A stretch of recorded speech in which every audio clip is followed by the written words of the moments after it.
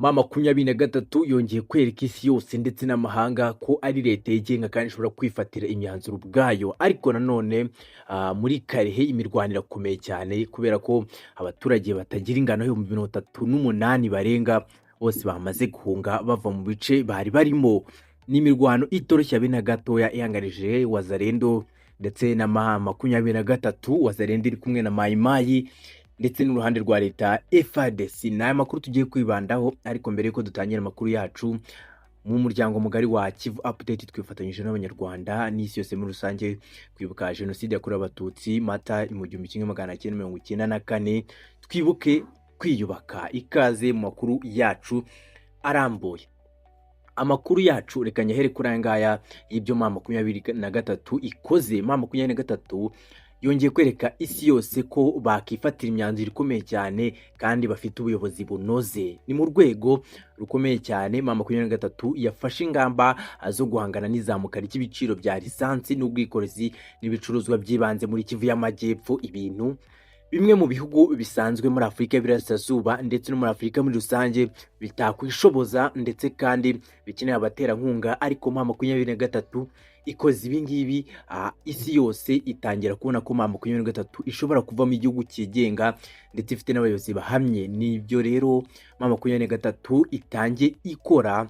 Nk'uko nakomeje mbibabwira, M23 iri gufata imyanzuro itangaje kandi inateye ubwoba itoroshye, igenewe za leta. Kugeza ubu ngubu M23 nayo iri kubikora mu bice igenzura. Reka twinjire muri aya makuru. M23 yafashe ingamba zo guhangana n'izamuka ry'ibiciro bya lisansi, ubwikorezi n'ibicuruzwa by'ibanze muri Kivu y'Amajyepfo. Guverineri Patrick Busubangwi yahamagaje abayobozi bashinzwe imari, abacuruzi, amashyirahamwe y'abatwara abantu n'ibintu ndetse n'abavunja amafaranga kuwa 9 Mata 2026 kugira ngo basuzume izamuka ry'ibiciro n'imikorere y'isoko. Bavuze ko nibura intego y'iyi nama ari ukurinda ubushobozi bw'abaturage no kugarura guca intege ibikorwa by'uburiganya, bimwe mu bihungabanya ubukungu n'imari. M23 ivuga ko imibereho myiza y'abaturage ariyo ishyizwe imbere mu miyoborere yayo. Sasa ikibazo kikaba kibonewe umuti. Ni ikibazo twabagejeho mu minsi ishize, aho Igoma ndetse ni Bukavu ari yatangiye kugaragara imishinga y'uburiganya ibwira abantu gutega amafaranga maze bakabarya utwabo. Akaba rero ari mu byaganiriweho, ariko nanone hano ubona ko harimo ikintu gikomeye cyane, gushaka abaterankunga, abanyiri ibikorwa nk'abikorera, mukaganira ku rwego rwo gukemura ikibazo kibogamye ku isi yose, ariko mukagikemura mu maguru mashya. Binoroshye cyane, binatandukanye n'ubwo bisanzwe kuba M23 mu bice iyobora bimeze neza kandi ubukungu bwabo buhagaze neza, nyamara hari bimwe mu bihugu ndetse n'Uburundi burimo biri kurira bitabaza ku gitorogo cyarabuze, mu gihe M23 mu bice iyobora yitwa ko atari leta, yitwa ko atari ubuyobozi buhamye, ariko ikaba igeze ingamba zikakaye nk'izi ngizi zo kurwana n'ihindagurika ry'ibiciro ndetse n'igwa ry'ubukungu mu bice iyobora. Nyemerera aya makuru nanone tujye kuri aya ngaya. M23 imirwano uyu munsi ni ibyoroshye. Ejo ndi kubabwira ko muri Toshonguti M23 yafashe umurwa mukuru wa Mai Mai, yafashe indiri ya Mai Mai na Wazalendo aho zari zimaze imyaka 10 zarigaruriye. Hari ibikorwa byazo bihoraho ndetse n'ibice zavagamo zigiye gutera mu bindi bice. Kugeza ubu M23 imirwano yakomeje kuri uyu munsi, ariko bagenzi banyarwanda, Barundi ndetse n'abakongomani, ibi bintu ntibyoroshye kubera ko imirwano uyu munsi ntiyari yoroshye habe na gato.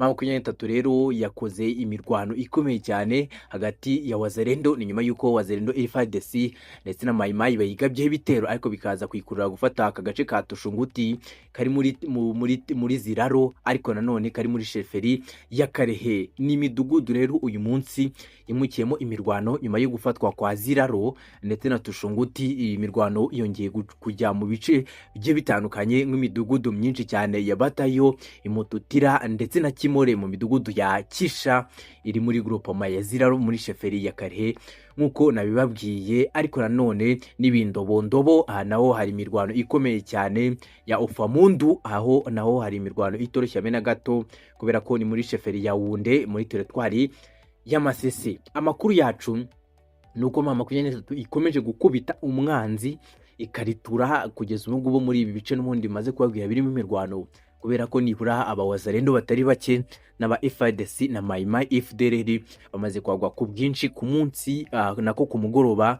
Turaza kubereka za matekwa zagiye zifatwa nyuma y'iyi mirwano ikomeye cyane. Ariko nanone ni imirwano yakomeje kugenda ibangamira abaturage kubera ko abarenga 38,500 bamaze guhunga ingo zabo, abenshi bongera mu bice bya Rurambo ndetse na Biriko biri muri teritwari ya Warikare. Iyi mirwano rero ikaba ikomeje mu gihe M23 ikomeje gutanga ituze mu baturage, ariko ni nyuma yuko n'umundi agace ka Zero muri Tushunguti ko kamaze kugiramo umutekano, akaba ari nawo murwa mukuru, akaba ari indaro yari indaro ikomeye cyane ya Maimai ndetse na Wazarendo. Nyemerera twinjiye mu makuru yacu noneho mu buryo burambuye. Imirwano ikaze yongeye kubura mu ijoro ryo kuwa gatatu. Amakuru yacu niko avuga rishyira kuwa kane tariki ya 9 Mata 2026 mu gace ka Ziraro hagati ya AFC M23 ndetse n'ingabo za leta ya Kongo FARDC, Wazarendo ndetse n'abarwanyi ba Maimai. Nkuko societe civile yaho ibivuga, abarwanyi ba AFC M23 bari gukomeza gushimangira igenzura ryabo ku gace ka Tushunguti, ari nako murwa mukuru wa groupement ya Ziraro. Imirwano yakomeje mu bindi bice bitandukanye birimo Mutare mu mudugudu wa Batayo, Imututira na Kimore mu mudugudu wa Kisha uri muri groupement ya Ziraro sheferi ya Karehe, ndetse n'ibondobondobo muri groupement ya Ufamundu sheferi ya Buhunde muri teritwari ya Masisi. Akaba ari ku mupaka uhuza Ziraro unyuze mu mudugudu wa Bushunguro. Societe civile ivuga ko kubera imirwano abantu barenga 38,500 bamaze guhunga ingo zabo, abenshi bahungiye mu bice bya Rurambo ndetse na Biriko muri teritwari ya Warikare. Ukwiyongera kw'imirwano muri teritwari ya Karehe kwabaye nyuma y'ibitero byagabwe n'abarwanyi ba Wazarendo n'ingabo za FARDC ku birindiro bya M23 AFC. Mu itangazo ryasohowe n'umuvugizi wa AFC M23 Laurent Kanyuka yashimangiye ko leta ya Kinshasa ikomeje kugaba ibitero byagambiriye mu buryo bunyuranyije n'amasezerano yo guhagarika imirwano. Kuwa gatatu indege zitagira abapiloti nazo zongeye kugaba ibitero zirasa bimwe mu bice bya Nyibiyondo ndetse kari mu maboko ya AFC M23. Ni imirwano rero ikomeje kuba mu gihe asigaye iminsi mike watangira icyiciro gishya cy'ibiganiro by'amahoro bya Doha biteganyijwe tariki 13 n'ejo bundi bikazabera mu Busuwisi, kubera ko mwamenye ko amakuru yabagezeho yuko ibiganiro byimuriwe mu Busuwisi bitazongera kubera Doha. Nibira biganiro nyine ubwo bya Doha byimuriwe mu Busuwisi ariho bigiye kujya bibera, byumvikana nk'urwego rukomeye, akaba n'intambwe ikomeye cyane mu kwemerwa ku ruhando mpuzamahanga kwa AFC M23, aho itangiye kugirirwa icyizere cyo kuba yajya mu bice bimwe na bimwe haba hafi y'ibyicaro bya Loni mu rwego rwo kugira ibiganiro na leta ya Kinshasa.